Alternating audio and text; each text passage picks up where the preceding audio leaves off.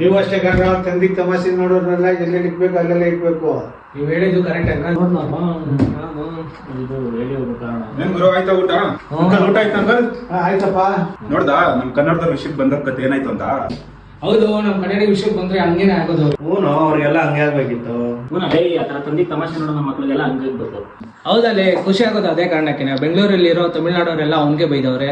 ಈಗ ಮೊದಲು ತರ ಇಲ್ಲ ಕಣೋ, ಜನ ಯಾರ್ದೆಷ್ಟು ತಪ್ಪು ಯಾರ್ದೆಷ್ಟು ಸರಿ ಅಂತ ತಿಳ್ಕೊಂಡು ಆಮೇಲೆ ಮಾತಾಡ್ತಾರೆ. ಹುಡುಗರು ಬೆಂಗಳೂರಲ್ಲಿರೋ ತಮಿಳ್ನಾಡೋರು ಹೇಳವ್ರೆ, ಇಲ್ಲೇ ತಿನ್ಕೊಂಡು ಇಲ್ಲೇ ಉಣ್ಕೊಂಡು ಇದೇ ನೀರು ಕುಟ್ಕೊಂಡಿರೋರು, ಅವ್ರಿಗೋಸ್ಕರ ನಾವ್ ಯಾಕೆ ಕಿತ್ತಾಡ್ಬೇಕು ಅಂತ ಅವ್ರು ಹೇಳವ್ರೆ. ಇಷ್ಟೇ ಗುರು, ನಮ್ ಜನ ಬುದ್ಧಿವಂತಿಕೆ ಇದ್ದ ಇದ್ರೆ ಈ ತರ ತಂದೆ ತಮಾಷೆ ನೋಡ್ತಾರಲ್ಲ, ನನ್ನ ಮಕ್ಳದ್ದು ಏನು ನಡೆಯಲ್ಲ ಗುರು.